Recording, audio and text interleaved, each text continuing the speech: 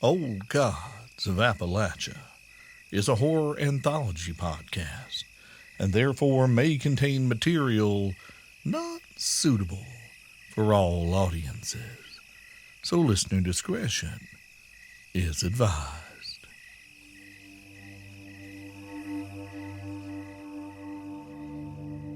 Araminta, Tennessee, 1991. Hummingbird Bouknight, Bird, if you didn't want to be dog-walked to Sunday, was a stubborn and logical woman born into a stubborn and spiritual lineage. She never cared much for the church. The bigotry, hypocrisy, and fear-mongering were enough to make her crawl out of her skin, but she knew the best way to reach any black community in this part of Tennessee was by way of a steeple. She'd managed to talk some sense into a deacon who knew her father Boots back when he stood tall. He cut her a key so she could skip the pulpit hypocrisy and let herself in through the basement, where she taught self-defense classes every Wednesday night. While they worshipped above, she trained below. Her students poured in, practicing their ones and twos, hooks and jabs and uppers. They learned to use their elbows and knees and the effectiveness of a good low kick to a tendon. All part of Bird's unflinching, by any means necessary philosophy. When one noble fool protested the use of blunt objects, Bird calmly challenged him to spar. They made a mess of the training mat, filled the church's basement with sprays of blood and spit until the kid cried mercy. Walk it off, Titus. Just in case y'all got something confused, let me clear it up for you. I ain't teaching y'all how to fight fair. I'm teaching you how to leave every fight alive. Bird bit her tongue to keep from saying too much. She stuck to warning her folks about the human terrors they were used to, not the evil she hunted. She untied the haint blue bandana from her arm, tilted Titus's head back, and stopped up the blood flowing from his nose. Out there, when you eventually find yourself outnumbered, outmatched, outmuscled, you best not be too proud to pick up a brick. Ain't no shame in fighting for your life. Really, there's nothing honorable about fighting in general, Bird thought. Fighting was a matter of fact, of necessity.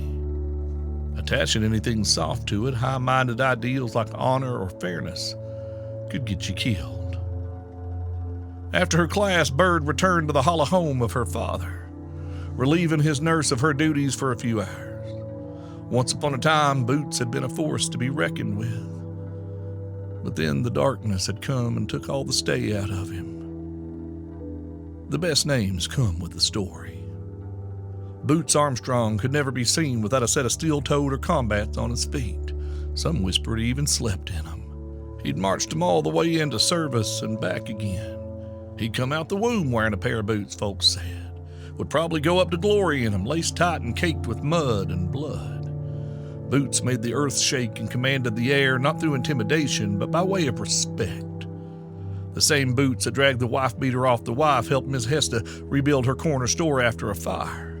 The same boots that insisted on constructing his lover's coffin and filling it with honeysuckle had shouldered his little hummingbird.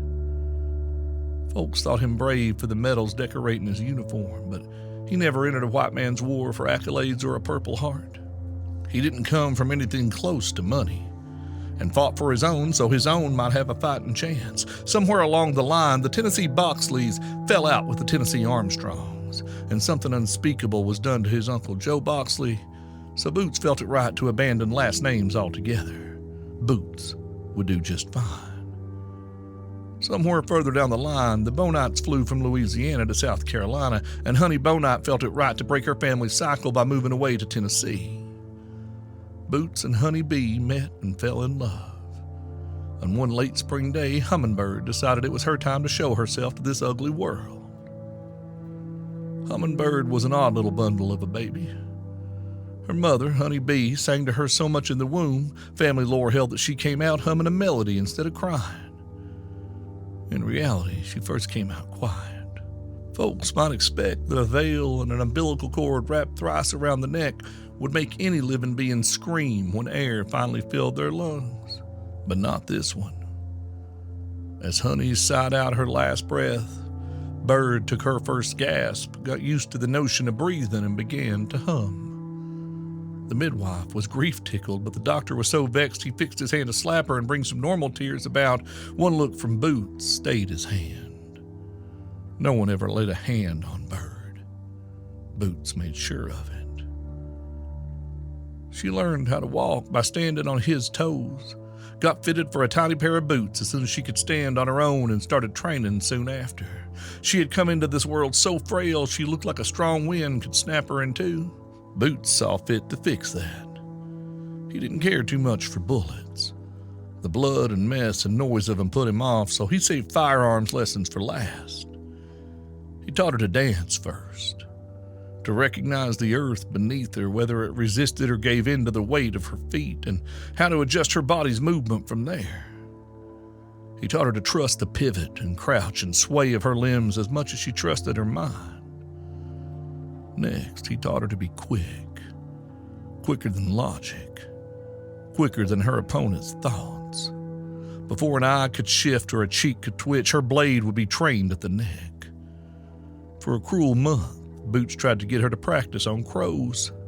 He recalled black wings circling before his honeybee went into labor and thus saved all his hatred for them, but Bird felt a certain kinship with those other birds.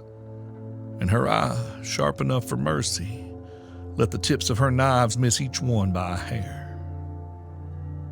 It was the only soft spot Boots allowed his daughter. There wasn't room for much else, not in their stretch of Tennessee. Araminta is a tiny town tucked away in Johnson County. It's one of those towns that used to be all black, but was terrorized or burned or drowned out by a conveniently burst levee until all that remained of blackness were rumors on the outskirts. There was no room for frailty here, so she wasn't permitted to nurse her weakness too much. They switched from crows to targets, from targets to dummies, from dummies to shadows. The shadows in those parts had a weight about them, moving more like a cluster of holes than an absence of light. Boots took Bird with him when he went hunting for smaller things to put down, and by the age of 8, she could hunt them herself in her sleep. Home was home in name and not much else. Anyone who knew Boots had been priced out of the area, so when the cowards came, they caught him by surprise, from behind, alone, and knelt to set honeysuckle on his late love's grave, no less. Certain things ain't fit to write or say out loud. Some evil has no reason or origin. Some looks like your neighbor or your uncle, tedious and despicable and searching for a vessel to hold their ire or feed their hunger. That kind of evil finds a man in mourning on his knees, beats that man's blood onto his honeybee's grave, fits a knot around his thick neck and finds the nearest elm. That kind of evil dangles death at a beaten man's face, makes him dance tiptoe on a barrel while they contemplate when exactly to slice off his manhood. It appeared they were waiting on something. They'd lined a wide patch of earth in ash and bone and stood staring at the ground expectantly, waiting for it to give and buckle, waiting on salvation. This was the home that Bird returned to. Her flesh crawled and her jaw buzzed with the urge to hum, and she followed the pull of her gut until the dark thing revealed itself. She found her father on the arm of the elm, the rope too thin to do more than fray against his weight. His shoes were missing. The straps of his boots were tied together, hanging in the branch beside him, caked in blood and mud. The person on the rope was more of an animated corpse than her father. Where was he hiding? Where was his fight? She had never known Boots to be a man with no stay in him. Bird heard whispers of things like this happening elsewhere. A 21-year-old truck driver found in a tree over in Henderson. A 28-year-old down south hogtied and tortured and so on. All the murders dismissed as suicides in the headlines. What would they say of Boots? She wasn't about to find out. As the first knife plunged through the first coward's neck, the second flew towards another's temple. A third found the wrist of a coward with a pistol, and a fourth ricocheted off the ground and sunk into the soft gap of flesh underneath his jaw. Bird dislodged a blade from one's eye, only to find the lung of another. She picked off the rest with a dead coward's gun, hoping the rounds would bring some light and fury back to her father's eyes, but they remained empty. Wider than 50-cent pieces, unflinching, agape, filled with the moon and staring into that circle of ash and bone. Boots never quite returned to his body, and Bird's heart filled with the most terrifying form of rage. Calm, calculating. She made the earth shake and commanded the air. She set shadows to frenzy. She had mouths to feed, so she took up teaching self-defense classes and bounty hunting to keep the lights on and the boredom at bay. She went hunting on the rest of the things that robbed her of a father and robbed her father of himself. Anything that moved like them caused her flesh to crawl or itched her throat to hum. She met with a blade or bullet, simple as that. Hunting down the why of it all kept her up at night. Her lips curled back, her fingers wrapped around the hilt of a knife, eager to extinguish them all. Though it had taken only that one night to turn her mountain of a father into a pebble of a man, Boots had managed to keep some parts of himself intact. He was still the only one who could get Bird to speak more than a few sentences at a time. Every day she helped him dress and undress, and every time she reached for the laces of his steel-toed boots, he insisted on an offering. Boots would mutter one $5 word, and Bird would work that word into her thoughts for the day.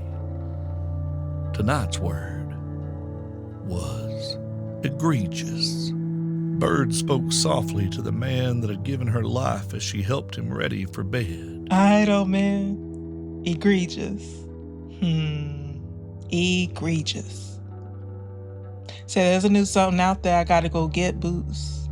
And yes, she's one of those. At this point, it's less that the dark things exist and more that they lack ambition. It's an egregious shame to wield such power the way certain folks around here do and stay neutral. In my mind, it made the slew-footed fuckers complicit, don't you think? Had the haints and boogers and whatever else that lurked out there in the dark zeroed in on the crooked suits who drew arbitrary lines and determined who ate and who starved, who lived and who died? If they'd done that, she might even summon up a bit of respect for them. Had they used their darkness to bring about more light, Bird might have had a little more tolerance in her heart. But no, they were reckless and selfish. Bird shook her head and pulled her father's boots off. You hear about the latest egregious shame that come over the scanner's Boots? They say it's old Rucker Lee. They ain't gone. Found ashen blue and bug-eyed in his old pickup. Wife said he had business in Baker's Gap. Made a run, never made it back. That man never bothered nobody. Rucker Lee was the helping time, the foolish time. He'd give a man the shirt off his back before he realized he was cold. Giving a lift to a stranded hitchhiker was just the kind of thing he would do. This last time was the last hitcher he'd ever offer a ride. The news had come across the CB a half hour ago. There was a new booger loose in Johnson County, wearing the skin and face of a young white girl. Rucker had been seen offering her a ride just after sunset. Was she the one that done for him? Maybe. Maybe not. But rules were rules. One of them stepped out of line or did the least little bit of harm, then the hunters got to kill the ever-living dog shit out of them. Last sighting had her headed toward Knoxville. Probably on her way back to a nasty little nest of blood-sucking assholes that made their den in the city. Bird liked that just fine. The more, the merrier. No good deed unpunished, huh? Bertha, I'm heading out. He should be set for the night, but he'll be wanting his honeysuckle tea for bed, don't forget. I'll leave you to it. Boots, don't be giving Nurse Bertha a hard time now. Bird touched her forehead to her father's and murmured, Every goodbye ain't gone, old man. When Bird got restless, it was for one of three reasons. Either she was thinking about her last hunt, or the humming in her chest wouldn't cease, or she was gearing up for a hunt. Tonight it was all of the above. Her mind replayed every step of her last kill. Not to dwell on the highlights or guilt-trip herself with anything so silly as a pang of conscience, but as a means of feedback. How could she pivot her body for a more efficient stance? Had she flicked her wrist at this angle rather than that? Would the blade found its mark sooner? There was always room for improvement. New humming in her chest, new pulling in her gut. A new target waiting for her in Knoxville. She loaded up her truck and got on the road, stopping only to refuel. The tools of her trade, all razor-sharp edges and well-worn handles, concealed in a case that passed easily for a toolbox. Her heavy artillery was likewise tucked away where it would remain unseen in case one of Johnson County's finest decided to pull her over. The CB radio crackled to life from the speaker mounted by the driver's side kick panel. Breaker, breaker, this is Big Daddy Cockroach coming at you live. Give me that. There is a reason Daddy never let you ride up front. Breaker, breaker, this is Lightning Bug. Miss Bird, you out there? Over. There was no response, and Larry Ayers, better known as Bug, scowled at his little brother Ronnie, wondering if his dumb ass was ever going to grow up. He clicked the button on the mic and tried again. Miss Bird, come on back now. Where you at? Over. Bird wasn't one to be trifled with. Her presence alone made most folks avert their eyes in sheer self-preservation. There were only two people foolish enough to add a miss to her name, and that was the Ayers boys. The Ayers were second-generation pest control specialists known throughout the county for their reasonable prices and reliable service. Their daddy had opened Ayers Pest Solution back in the early 70s, and the Ayers family currently served homes and businesses throughout Northeast Tennessee. While the majority of their trade focused on termites, silverfish, and creepy crawlies of the mundane variety, old Veldon Ayers had learned at his daddy's knee that sometimes there were other things out there in the dark that needed exterminating too. He'd passed those lessons down to his own two boys, and they took to the job like piss ants to sugar. While they weren't the sharpest hooks in the tackle box, the current generation could get the job done against the average run-of-the-mill supernatural menace. Bird snatched up her microphone to respond. Y'all know better. Try again. Over. Oh, sorry, Miss. Bird. Just Bird. Over. Yes, sir. Ma'am, Bird. We've been trying to get a hold of you to talk about the contract we spoke about on the phone earlier. You know the one. I've been looking into the details of that particular case, and, well, you know, it ain't worth your time, really. I'd hate to see you waste your whole evening on such small potatoes. Why don't you let us take care of it for you? Over. There was a silence just long enough to make the Ayers boys think they'd been ignored. But then Bird's voice cut back over the airwaves blunt as a billy club. Don't work like that, Bug, and you know it. Claim's a claim. No take-backs. Over. Oh, come on, Miss, I mean, Bird. Job's at least an hour and a half away. Might not even be nothing. She ain't gonna let us have it, Bubby. Will you hush? I'm handling this. Come on, Bird. Leave something for the rest of us, please, ma'am. Bird seethed. These cocky bastards couldn't bust a grape standing on it. They had one job and they'd failed. They'd gotten sloppy, and it was her claim now. It was just the thing to cure her blades bored. Already on my way, boys. But if I need you, I'll call you. But I don't. So I won't. Over.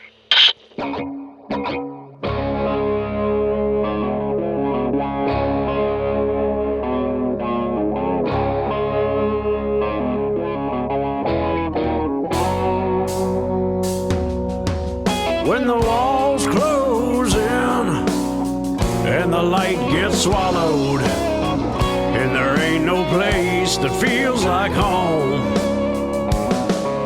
the ones you love turn into strangers, and you cast your eyes through the winding road. Keep your foot on the gas, your eyes straight forward, clear your heart and mind. Best to leave them ghosts behind. When the hearth grows cold and home is nowhere, then you might as well. When darkness calls, run like hell.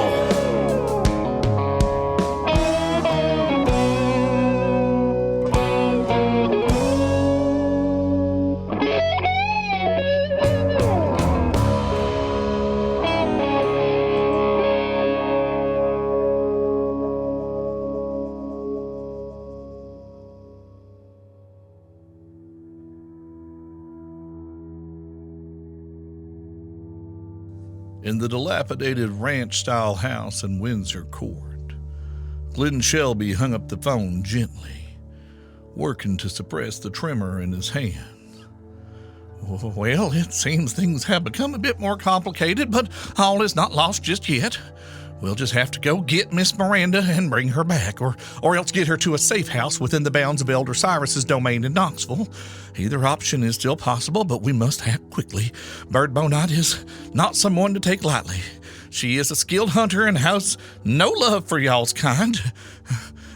Glenn paced the worn living room rug. The handsome vampire in the peacoat slumped languidly in the recliner that Glenn usually occupied on days when Miss Rosalie wanted time alone. His eyes following the familiar as he circled the room, minutely straightening knickknacks as though he could bring order to the disheveled house with his nervous pacing. So, this bird. I think I've heard of her. Black girl from over toward Araminta? I'm sure you have, Mr. Troy. Most folks in this part of the country that don't abide the light of the sun have. There ain't many like her, and we should be good and grateful for that. With all due respect, Mr. Shelby, I've put my fair share of hunters in the ground, and some of them had reputations just as storied as Miss Bouknight. I bet I could catch up to old Birdie Bird and make sure she don't give our Miranda any trouble. Glenn snorted at the cocky creature lounging in his chair. He didn't like this one. Not one bit. He didn't like his thick black hair. He didn't like his eyes that smoldered like a hearth going cold. He didn't like the way he walked around his mistress's domicile like he owned the place. He was presumptive and overly familiar, and Glenn was tempted to tell him to go try his luck with Bird. Glenn had seen what that woman could do. A few years back, a vampire from Roanoke had been passing through who thought that he could take any hunter who might hold him to account. So he took a little trip into town to find himself some dinner. Bird sent his body back to Windsor Court in a box. She'd cut off his head, hands, and feet, and stacked them neatly on his chest, and tucked a crow feather with a wad of haint blue cloth into the visitor's mouth so that Glenn and everyone else in the trailer park would know who'd done it. On the dead man's forehead, she had written the article and clause of the portion of the treaty that designated unaccompanied visiting vampires as fair game if they were found out after dark. Bird was nothing if not thorough. Unfortunately, this arrogant bastard was an old friend of Miss Rosalie, so Glenn couldn't just send him off to get dealt with, appealing as that prospect might be. I do not doubt your prowess, Mr. Troy, but in the event that you are underestimating our adversary, I would advise you to stand down for the moment. I will consult with Miss Rosalie and see what she thinks should be done. You don't think I know what she'd do, Glenn? I know it's been a long time since she and I last seen each other, but the Rosie I know wouldn't hesitate to act in defense of a young one under her protection, with prejudice, even. Mr. Troy, I don't think... Glenn's tongue froze to the roof of his mouth mid-sentence as the malevolent weight of Troy's will swept over him. His limbs locked, his muscles refusing to obey his commands as Troy rose from the recliner.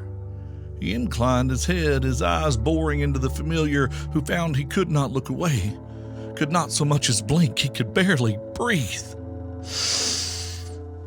Tell you what I'm gonna do, Glenn. I'm gonna go wake up the other two in them cracker boxes out back, and the three of us will go collect Miss Miranda. I give you my word that we go only in the spirit of returning one of our own kind to the safety of the fold. If the hunter gets involved and gets her throat torn out, well, that would be on her now, wouldn't it? Glenn gurgled unintelligibly. Oh, sorry about that, Glenn. Just blink twice if you can understand me. Glenn felt the bonds on him relax minutely. He blinked, then blinked again. Attaboy. Troy turned toward the door, and the vice he had held the familiar in vanished so suddenly and completely that Glenn fell to his knees, unprepared to stand upright on his own power. He steadied himself with one shaking hand on the coffee table as he drew in lungfuls of air. The various padlocks that secured the front door shot open of their own accord as Troy neared, and the door swung politely open to allow him egress. He paused on the threshold, not so much as turning his head. And, Glenn, if you're thinking about going downstairs to disturb your mistress's slumber over this, I'd think again. It is in your best interest to sit this one out and let the grown folks handle it. Just sit down in your little chair there and get comfy. We'll be back with your missing princess before Miss Rosie wakes up for supper. Yes, Mr. Troy. I'll just sit right here and wait. Say that you do. The black ribbon of I-81 spooled out before the 1986 Plymouth Voyager as Franklin Rutledge steered the minivan south toward Knoxville. He hadn't particularly been in the mood for this little field trip when Miss Rosalie's friend had knocked on the door of the single-wide he was occupying during his brief stopover in northeast Tennessee. The terms of his stay did include undertaking the occasional chore in the service of his sponsor, however, so in the interest of being a good guest, he'd agreed. Troy had handed him the keys to Glenn Shelby's van and climbed in back. Mobley Willett, who occupied the trailer 2 doors down, was already in the passenger seat. Mobley wasn't exactly Franklin's favorite neighbor. For one thing, Mobley was a kid by any reckoning. He'd been turned only a scant handful of years ago at the age of 22 and was a prime example, in Franklin's opinion, of all the previous generation's parental failures. He was aimless and apathetic, slothful and shiftless, and showed far too little respect for his elders, let alone the outright fear that in their world sometimes meant the difference between life and death.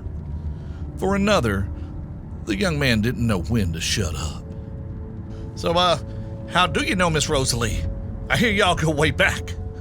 Mobley had been peppering Troy with questions, many of them rather intrusive and in the vein of things one simply did not inquire of an elder vampire from the moment they'd set out from Baker's Gap. To his credit, Troy had thus far shown an admirable amount of patience with the boy's nattering. Oh, indeed we do.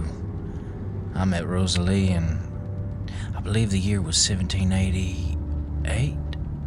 Yes, we met at a ball held to celebrate the completion of the Virginia state capitol. She always loved a good party. Ain't nobody in Richmond could throw a party like Rosie. Goddamn, that's an old friend, all right. Oh, Rosie is more than just a friend, son. Rosalie is my maker. I didn't know Miss Rosalie had any progeny. I mean, well, I've never heard of any. And there ain't any living in Windsor Park, at least not till you showed up anyway. Franklin cringed at the younger vampire's lack of tact, but Troy seemed to take it in stride. Well, that's because I'm the only one left. The van was silent for a moment, and Franklin thought that even Mobley would have the good sense to shut the fuck up now. The fate of Miss Rosalie's progeny would obviously be a sensitive subject, whether because Troy felt their loss or because he had slaughtered them all himself. Surely he would know better than to keep badgering the man, but the boy blundered on. Dude, that sucks. What happened? Franklin winced, and Troy's tone darkened. The Civil War happened. Not that Rosie ever cared about the cattle and their pathetic attempts at playing politics. The problem was they were burning Richmond, and that was her city. And nobody crossed Bloody Rose. They called her Bloody Rose, all right, and she was the deadliest and most beautiful predator in North America. She had come to these shores from France, where she had spent 100 years or more charming her way through the Bourbon courts, fucking and feasting upon the French aristocracy, until she saw the writing on the wall during the ill-fated reign of Louis XVI. She had made the acquaintance of a certain diplomat who told her of the newly minted country over the sea, whose independence the French had helped secure from England. Rosalie expressed to the king her fascination with his stories and desire to see the places the man described, and the king had given his blessing for her to pay a visit. Rosie chartered a ship, quietly had all her worldly possessions loaded into its hold, and in the dead of night, she and her two progeny, Giselle and Renee, had set sail for the New World. They reached Norfolk in the autumn of 1785 and made their way to Richmond, where Rosalie had quickly established herself among the wealthy elites of Virginia's capital city.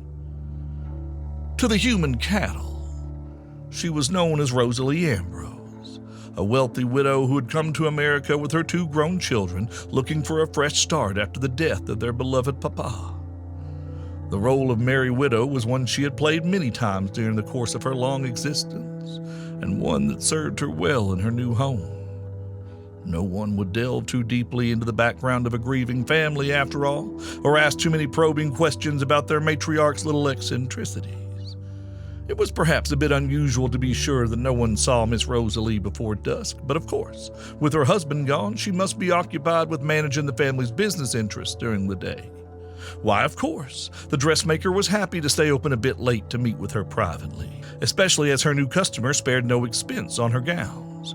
The milliner next door could certainly do the same. Why not, for such a generous customer? She had purchased a fine townhouse on the James River and set about having it renovated to her specifications.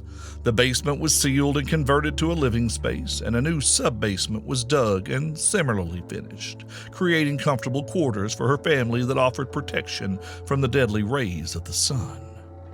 Tunnels were dug as well, secretly connecting the city's existing system of underground passages so they could move about Richmond safely during the day when required. If there was talk amongst the city's laborers that those who worked in that house had a habit of either leaving town unexpectedly or suffering some unfortunate and fatal accident, it never reached the ears of the sort of folks invited to pay the Ambrose family a visit. By the time the youngest son of a successful tobacco farmer found himself at an otherwise dull ball celebrating the opening of the Commonwealth's grand new Capitol building, Rosalie had firmly established herself at the top of Richmond's social hierarchy. Her parties were the stuff of legends, discussed in whispers behind ladies' lace-trimmed fans and amongst only the most trusted friends over cigars and around card tables. She was known to spare no expense, serving only the finest wines and whiskeys, the most elegant canapes, and bringing in the finest musicians and artists to provide entertainment. The ground floor of the house on the river was arranged in such a way that small alcoves could easily be created around a few pieces of furniture with the strategic placement of room dividers or curtains, resulting in a cozy atmosphere that lent itself to all manner of intimate pursuits. For those who required a bit more privacy, the second-floor guest rooms were well stocked with fresh linens, fluffy pillows, and doors that locked. The basement had been converted into living space that offered accommodations for those with more particular tastes and, of course, featured no windows. Troy had never been invited to one of these parties, though like everyone else, he was intrigued. They certainly sounded like a lot more fun than the stuffy gathering where he now found himself. He was sitting at a table by the fire, slowly nursing a glass of wine and watching the sons and daughters of local politicians spin awkwardly to an uninspired waltz, when he sensed a presence at his side. Troy had turned to find the most beautiful woman he had ever seen standing on the other side of the table. Her hair was like liquid gold, and her eyes were a startling bright blue. Her delicate pale features were smooth and ageless as if she'd been carved from marble by some master sculptor. She could have been 22 or 42. Troy wouldn't have dared hazard a guess. She wore an elegant gown of deep ruby red velvet trimmed in gold that flattered her coloring, lending warmth to those bloodless cheeks. Though they had never met, Troy knew instantly who she must be. Tales of her beauty had spread even more quickly than those of her infamous gatherings. He had almost stumbled in his haste to get to his feet, sweeping into a somewhat awkward bow, and invited her to join him. Charmed and amused that he had identified her based solely on her reputation, she teased that she could just eat him up. And so she had. Once the hour was sufficiently late they could leave the party without giving offense, she invited him back to her house, and he had accepted. Already lost at sea, his heart sucked under the waves by the undertow of her charm. She took him home and introduced him to the many wicked delights to be found under the ground floor of the house on the river and under her wicked, sharp teeth. And then she introduced him to the family, his new siblings of a sort, Giselle and Renee, as well as the larger vampire community. Troy had embraced his new life. As the youngest of 7 children and the 4th son, his mortal family had little time for him, and his mortal life had held few prospects. There was no inheritance awaiting him, so he was expected to either marry well, join the military, or take up the priesthood, all of which had sounded frightfully dull. Life with Rosalie, by contrast, was anything but boring. He soon learned she was known as Bloody Rose amongst their kind, and not only for the blood-soaked orgies she hosted every new moon, she was as deadly in battle as she was in the bedroom, quick as a cat, lithe as a snake, and stronger than a team of oxen. Disputes among their kind were frequently settled via single combat, and Troy had once seen her rip an opponent's head off with her bare hands. Rosalie was a force of nature, and Troy loved her, feared her, worshipped at her altar. He became second in command, helping to cement her hold over Richmond. By the mid-1800s, she had become its undisputed regent by both crushing any rivals and expanding her family. Though she had brought Troy into the fold seemingly on a whim, he turned out to be an insightful strategist. And in the years that followed, the two of them selected her progeny with greater care. Some were chosen for their strength, others for wealth or political connection. There were 10 in total, including Troy, and all displayed unquestioning loyalty to Bloody Rose. When war erupted between the states, Rosalie had paid little attention at first. The disputes of mortal cattle were not her concern, though the influx of fresh blood in the form of soldiers pouring into Richmond was certainly a treat. So what if a handful of recruits went missing every week? Desertion was rampant after all. They'd probably simply run home to their families and would be rounded up in due course. Rosalie and her progeny bathed in blood, danced in it, and fucked in it, and Troy had never known such feral joy. As it turned out, however, in their hedonism and their hubris, Rosalie and Troy had miscalculated, misjudging the threat that war amongst their prey posed. In April of 1865, the Confederate Army began evacuating Richmond. Then the burnings began. Warehouses and grain silos, anything that might benefit the Union forces, were put to the torch. The city's gunpowder magazine exploded, shattering windows all over the city, and the fires began to spread in earnest. In the house on the James River, Rosalie and her progeny slept, unaware as flames licked the walls and kissed the casements. They had no need to breathe, so the smoke didn't disturb them. No one knew what was happening until Giselle began to scream, and by then the house was engulfed, a hellish inferno of blood and heat and darkness and death. Though their sight was normally keen, even on the blackest night, the smoke that filled the lower rooms had stung Troy's eyes and made it nearly impossible to see. He could hear Rosalie screaming somewhere, and he stumbled from room to room trying to find her, but found his path blocked by fire and the collapsing rubble of their home at every turn. His skin began to bubble and burn, singed by the unfathomable heat. He called Rosalie's name over and over, but couldn't find her. His hair caught fire, and Troy began to beat at the flames with his bare arms, desperate to put them out. He had been making his way toward the stairs, thinking to go up, and out, but it was clear he would never make it. Instead, he staggered deeper into the house, staggering blindly from room to room until he finally found his way to the tunnels, stumbling out of the flames. He fell to his knees, rolling about in the fetid mud that lined the passage to douse his burning clothes, and then the darkness swept him away for a while. My brothers and sisters were lost, consumed by the blaze. For a long time, I thought Rosalie was gone as well.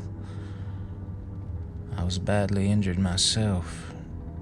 It took a while for me to escape what remained of the tunnels. Came out near the train yard and crawled into the first boxcar I came to. I had no idea where I was going. I didn't care. I was delirious, still healing from the burns and mad with grief. I lived on rats and any unfortunate freight hoppers who crossed my path. Eventually, I wound up not far from here. Got rousted from a car by a pair of mean old bulls.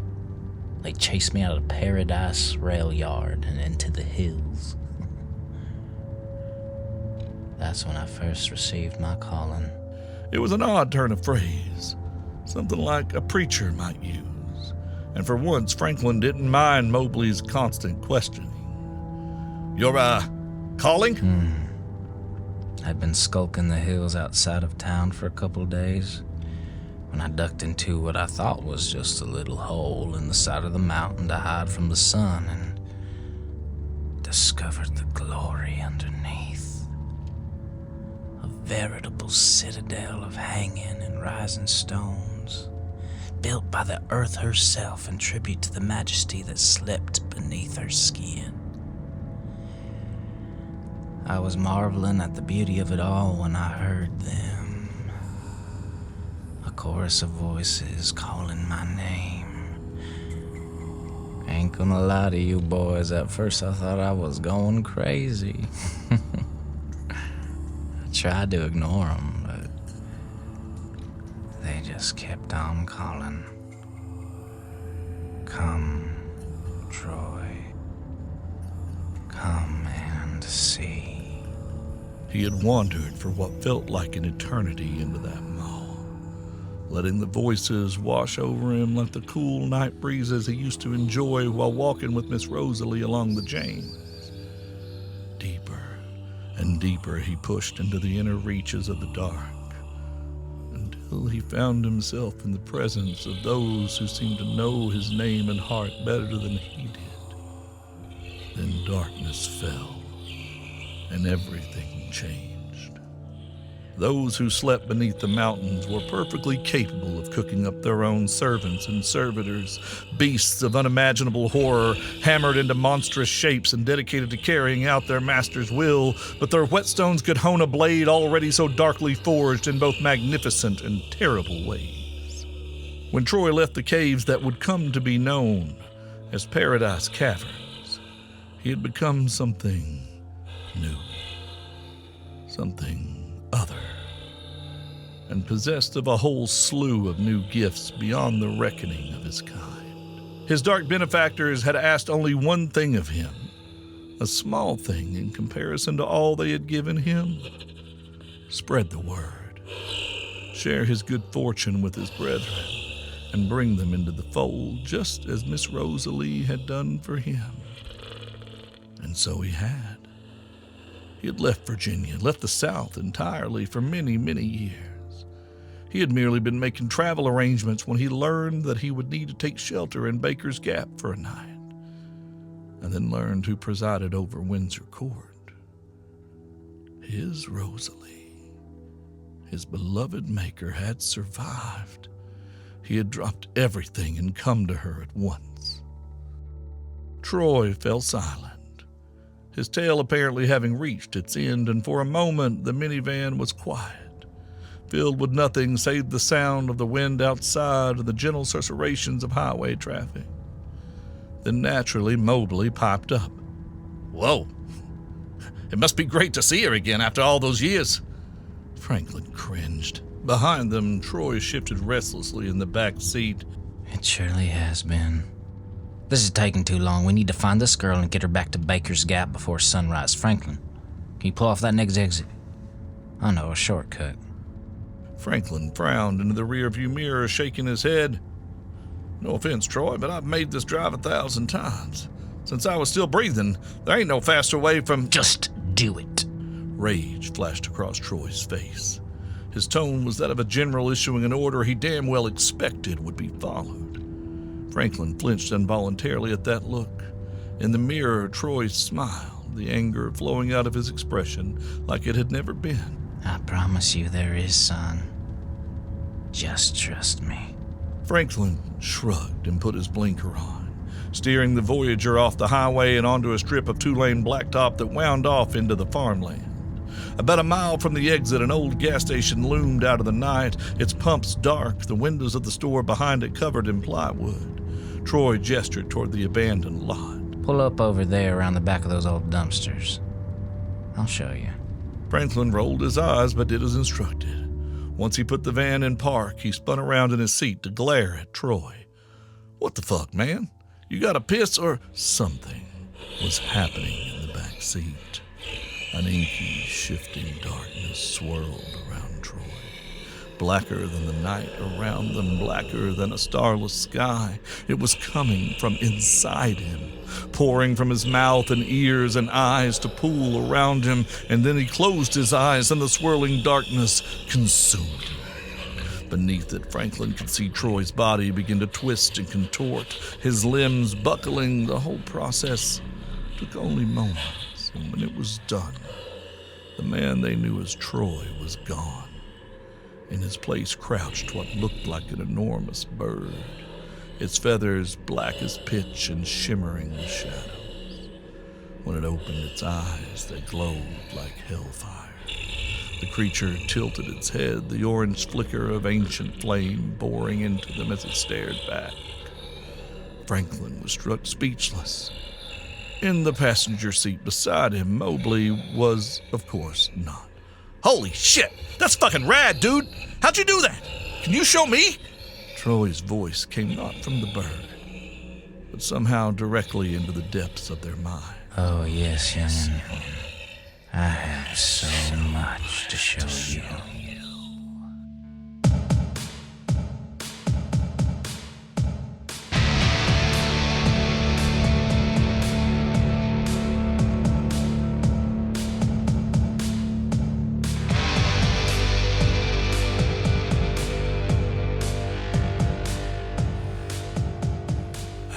Well, hey there, family.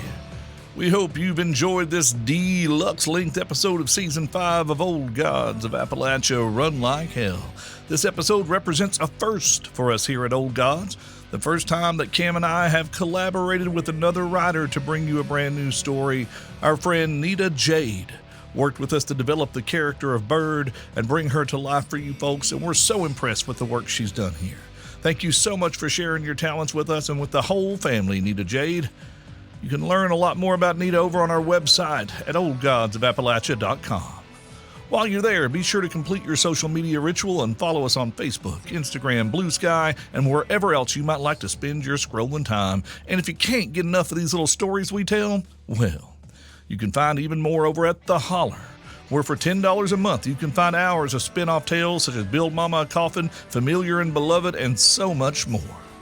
And this is your, wow, did you know the Confederates were dumb enough to burn their own city? Yes, family, that part is based on actual historical events. Reminder that Old Gods of Appalachia is a production of Deep Nerd Media and is distributed by Rusty Quill. Today's story was written by Cam Collins, Steve Shell, and special guest writer NitaJade. The voice of Hummingbird Bouknight was NitaJade, and the voice of Troy was Adam Kampouris. Our intro music is by Brother Landon Blood, and our outro music, Neon Dracula, is performed by Violent Fear, aka Brother Jacob Danielson Moore. You can download it from over on Jacob's Bandcamp. There's a link for y'all in the show notes. We'll talk to you soon, family. Talk to you real soon.